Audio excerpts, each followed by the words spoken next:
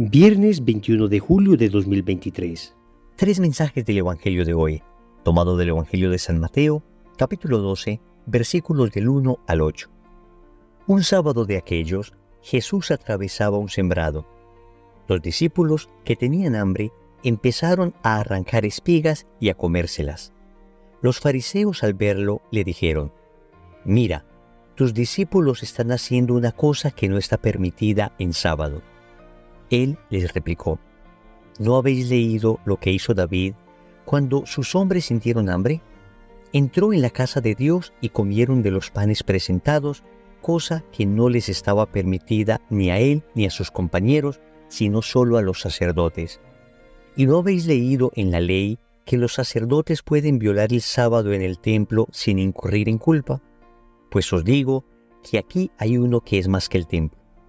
Si comprendierais lo que significa «quiero misericordia y no sacrificio», no condenaríais a los que no tienen culpa, porque el Hijo del Hombre es Señor del sábado. Palabra del Señor. Gloria a ti, Señor Jesús. Queridos amigos, vamos a meditar tres mensajes en torno a este Evangelio. Primero, no seas criticón. Segundo, la sabiduría de la palabra de Dios. Tercero, la primacía de la caridad. Vamos con el primer punto. No seas criticón. Y claro que suena bastante fuerte esta frase, pero no es que yo te la esté diciendo a ti, es que la palabra de Dios me la está diciendo a mí, te la está diciendo a ti, nos la está diciendo a todos. No seas criticón es una exhortación que hoy la palabra de Dios nos hace al contemplar la actitud de los fariseos. Notemos que el Evangelio dice que al verlo, estos fariseos le dijeron a Jesús: «Mira, los discípulos están haciendo una cosa que no está permitida en sábado». Ellos estaban viendo a Jesús, pero para ver qué criticaban de Jesús, no para aprender de él, no para captar su enseñanza y transformar el corazón, sino para ver qué criticarle. Amigos, muchas veces nosotros hemos sido esos criticones que estamos pendientes de la vida de los demás, pero no para edificarnos con la vida de los demás, sino para ver en qué caen, en qué fallan, qué hacen mal, para inmediatamente señalar el error. Los criticones juzgan con dureza a los demás, pero son excesivamente condescendientes con ellos mismos.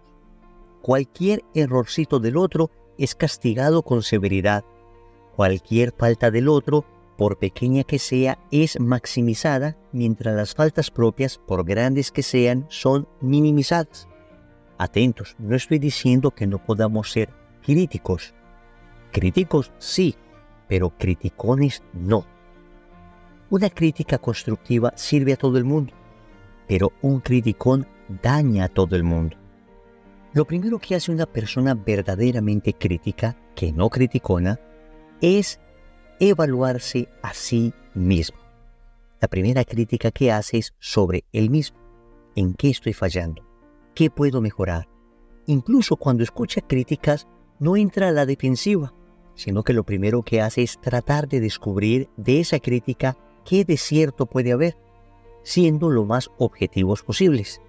Sin embargo, nosotros la inmensa mayoría de veces que recibimos una crítica, estamos a la defensiva, creemos que es una cuestión personal, pensamos que no hay nada para cambiar en nosotros, empezamos a resaltar los defectos del otro y a descalificar su crítica porque subjetivamente pensamos que él no es nadie para criticarnos.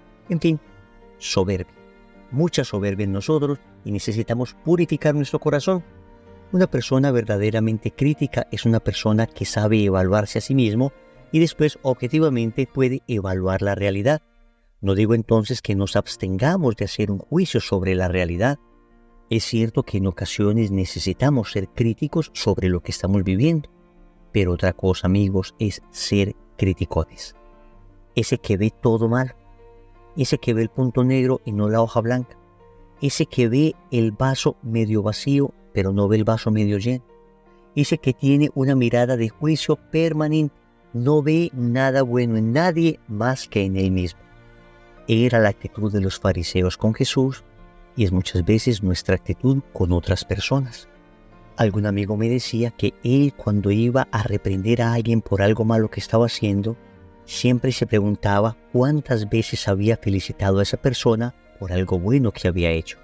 Y tenía como regla general una corrección por cada 3 elogios. Es decir, él procuraba primero elogiar lo bueno que las personas hacían, y lo hacía tan frecuentemente que de alguna manera siempre, proporcionalmente hablando, era más lo que elogiaba en los otros que lo que les corregía. Yo no digo que debamos adoptar una regla de estas en nuestra vida, aunque algo parecido sería interesante hacerlo. Pero es la actitud de quien es verdaderamente crítico, pero no es criticón. De quien está buscando que progresemos y no está buscando dañar al otro. De quien está buscando el bien para el otro y no está buscando simplemente desahogar su resentimiento contra el otro. Cuidado. Críticos sí, criticones no. Segundo, la sabiduría de la palabra de Dios. Noten cómo contesta Jesús a estos fariseos que tratan de reprenderle porque unos discípulos suyos estaban haciendo algo que en teoría estaba prohibido en día sábado. Jesús les dice: ¿no habéis leído lo que hizo David? Y les narra un acontecimiento donde David, en una circunstancia extrema, hizo algo que en teoría la ley prohibía. Y más adelante les dice: ¿y no habéis leído en la ley que los sacerdotes pueden violar el sábado en el templo sin incurrir en culpa? Miren qué está haciendo el Señor, utilizando la palabra de Dios. Está hablando desde la sabiduría de la palabra de Dios para ilustrar a estos criticones que estaban muy llenos de ellos mismos y de su propia sabiduría humana. ¿Qué contraste nos muestra el Evangelio? La, entre comillas, sabiduría de los fariseos, que lo único que hacían era criticar, contrastada con la sabiduría de la palabra de Dios, que muestra cómo los discípulos de Jesús no incurrieron en culpa alguna al hacer lo que hacían. Muchas veces nosotros estamos pegados de la sabiduría humana, que es una sabiduría falaz, pasajera, una sabiduría manchada de soberbia, una sabiduría de conocimientos y de prepotencia meramente humana, y no estamos llenos de la sabiduría de la palabra de Dios.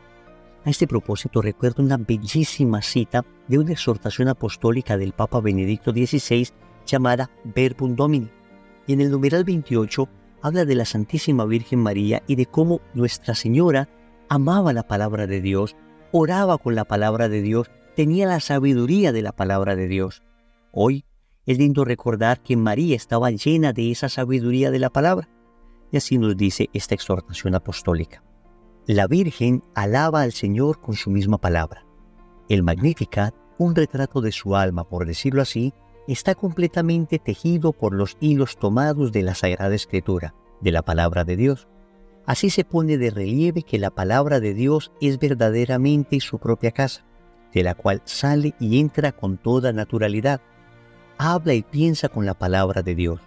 La palabra de Dios se convierte en palabra suya, y su palabra nace de la palabra de Dios. Así se pone de manifiesto además que sus pensamientos están en sintonía con el pensamiento de Dios, que su querer es un querer con Dios. Al estar íntimamente penetrada por la palabra de Dios, puede convertirse en madre de la palabra encarnada. Hasta aquí el texto de Benedicto XVI. ¡Qué luminosas palabras! Miren esto tan bello que dice: la Virgen Santísima entra y sale de la palabra de Dios como de su propia casa. Sus pensamientos son los pensamientos de la palabra de Dios. Su hablar es el hablar de la palabra de Dios. Cuánta sintonía tenía Nuestra Señora con la palabra de Dios. Ella bebía de la sabiduría de la palabra de Dios y por eso nunca fue criticona, pero fue capaz de ser crítica ante la realidad que vivía. El criticón está pegado de su palabra, palabra mundana y palabra humana. El sabio está pegado de la palabra de Dios y puede hacer una crítica real sobre la realidad. Tercero, la primacía de la caridad. El Señor concluye el Evangelio diciéndole a estos fariseos: quiero misericordia y no sacrificio. Qué importante este texto que pone la caridad por encima de cualquier otra virtud. Esto significa que cualquier cosa que vayamos a hacer en nuestra vida debe pasar el filtro de la caridad. Es decir, nos debemos preguntar en cada acontecimiento y en cada acción de nuestra vida: ¿estaré con esto faltando a la caridad? En primer lugar, faltando a la caridad con Dios, pero luego faltando a la caridad con mi prójimo y conmigo mismo. Es una pregunta bien interesante a la que nos exhorta la palabra de Dios de hoy, porque muchas veces estamos bien pegados de cuestiones meramente externas, pero se nos olvida que es la caridad, la misericordia la que debe estar detrás. Repitamos lo que siempre hemos dicho: caridad unida a la verdad, misericordia unida a la justicia. No a la misericordia sin justicia, no a la justicia sin misericordia. No a la caridad sin verdad, no a la verdad sin caridad. Siempre deben ir unidas. Pero la caridad está por encima de cualquier otra virtud. Por eso dice el apóstol San Pablo en la primera carta a los Corintios, en el capítulo 13, que ahora tenemos la fe, la esperanza y la caridad, pero la mayor de las tres es la caridad. Oremos. Amado Señor, hoy te quiero pedir perdón porque en muchas ocasiones he sido criticón. En muchas ocasiones me ha faltado el buen juicio. Me duele muchísimo cuando me critican, pero con qué facilidad emito juicios contra las personas. Perdóname, Señor. Por eso hoy te suplico la sabiduría de la palabra de Dios. Enséñame a pensar con la palabra, a hablar desde la palabra, a sentir como la palabra de Dios me enseña a sentir. Enséñame como María a unirme a la palabra de Dios, que yo viva rodeado de palabra de Dios, que la palabra de Dios viva en mi corazón. Finalmente, te suplico, me concedas la gracia de la caridad. Concédeme la gracia de las gracias, la fuerza del Espíritu Santo en mí, que es tu mismo amor habitando en mi alma. Señor, dame lo que me pides y pídeme lo que quieras. Amén. Recordemos entonces: primero, no seas criticón. Segundo, la sabiduría de la palabra de Dios. Tercero, la primacía de la caridad. Compromiso. Vamos a pedir en el rosario de hoy la gracia de amar la palabra de Dios. En el nombre del Padre, y del Hijo, y del Espíritu Santo. Amén.